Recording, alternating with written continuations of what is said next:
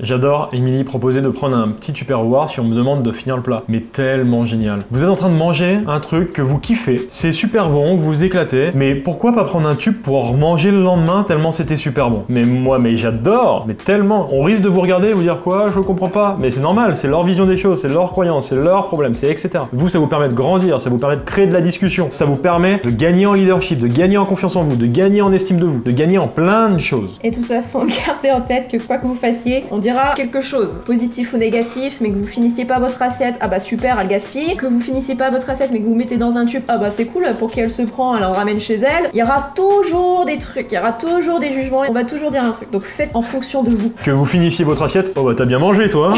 Il y aura toujours quelque chose, il y aura toujours quelque chose. Ah, t'avais faim, hein, t'avais faim, hein.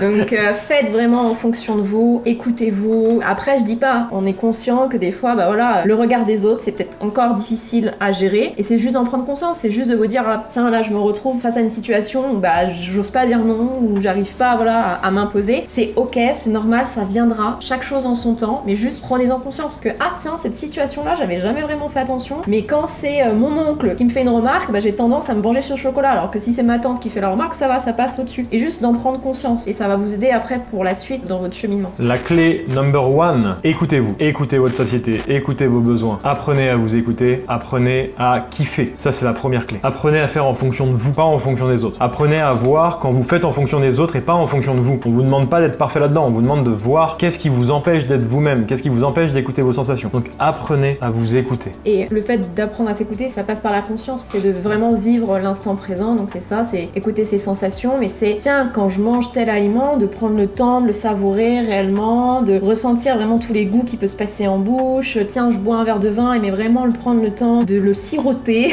et pas de le boire d'un coup. Bref, vraiment mettre de la conscience sur ce que vous êtes en train de faire. Et on le dit pas de le faire tout le temps. C'est dans vos petits pas. Tiens, sur 3 repas où je sais que je vais être en famille, je le choisis sur un repas où je le fais. Deuxième chose qui est complètement en lien avec la première dans cette notion d'écouter, c'est la notion de satiété. Plus vous pourrez écouter votre satiété, manger à satiété, voir qu'est-ce qu'il en est, etc. Que ce soit à 80%, 100%, 120%, peu importe ce que vous avez envie de faire, plus vous écouterez votre satiété, plus vous serez en lien avec vous-même et plus vous pourrez kiffer. Qui c'est arrivé de kiffer une soirée, de kiffer un repas et d'arriver à la fin, d'avoir continué à manger, continuer, sans s'en rendre compte, sans réellement s'écouter et d'être dégoûté de son repas au final, franchement.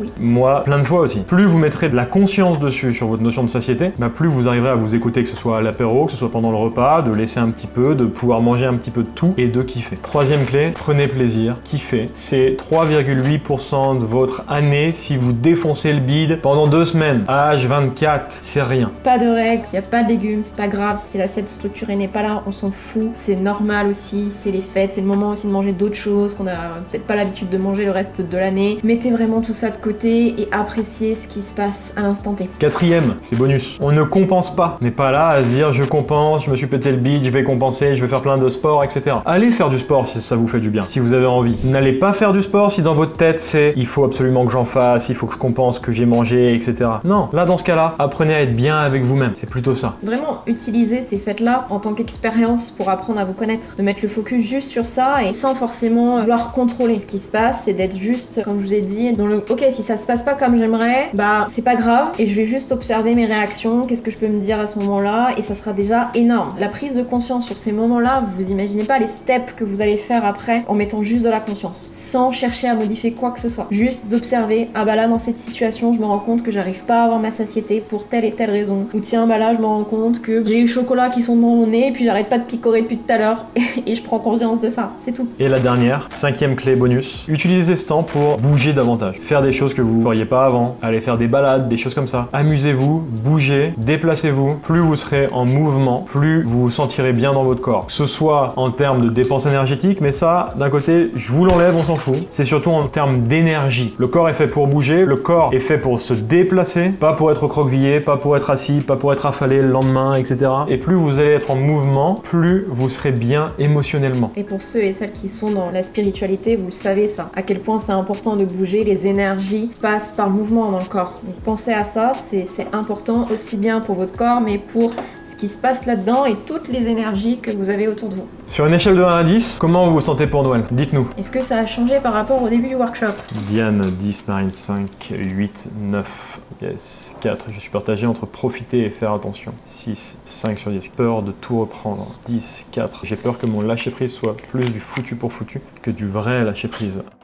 T'étais à 5 ou 6, c'était passé à 8, 8, 8, 5, 8, 6, 7. Je me sens plus prête. Yes, 8, plus sereine, 8, 9, de 4 à 6. Attention, ça peut des fois ne pas avoir avancé. On est complètement ok, le but c'est de pas vous dire absolument avoir augmenté. Le but c'est de vous dire tiens, comment je peux faire pour être davantage serein, pour davantage kiffer. Il y a Diane qui était présente tout à l'heure, qui a mis 10 quand elle était là. Je peux vous dire qu'il y a 2 ans, Diane elle était peut-être à 1 ou 2. Et là elle était à 10. Elle avait des troubles du comportement alimentaire, son alimentation c'était plein de choses qui pouvaient être une obsession pour elle, le fait de compenser l'équilibre calorique, etc. sur plein d'aspects. Et là aujourd'hui c'est la première à dire mais en fait je veux kiffer. Et goûter à tout, elle a dit. Et elle a dit ça, elle a dit de m'écouter, goûter à tout et kiffer. Donc le but c'est pas de vous dire oh je suis super loin, je suis à 2 ou 3. Peu importe où vous en êtes, vous arriverez forcément à un moment donné où vous serez super à l'aise dans ce moment-là. Surtout il n'y a pas de comparaison à avoir, ne tombez pas dans ce piège-là. Vous n'êtes pas tous au même stade dans le coaching, mais aussi dans les antécédents. Vous n'avez pas forcément vécu les mêmes choses, donc il n'y a pas de comparaison à avoir. C'est par rapport à vous-même, c'est de vous dire tiens, comment je peux me rapprocher de ce 10 par rapport à moi, par rapport à mes peurs, par rapport à mes craintes, et aussi de les accueillir, ces peurs et ces craintes. C'est pas de vouloir les cacher sous le tapis, hein. C'est tiens, bah ouais, là, je sais que dans la situation avec mon grand-père, ça se passe pas très bien. Bah du coup, aller manger chez lui, là, ça commence déjà à m'angoisser. C'est juste de reconnaître et de tiens, où est-ce que ça se situe là, cette angoisse? Elle est où dans mon ventre, dans ma gorge? Sans chercher à comprendre, ne cherchez pas tout le temps à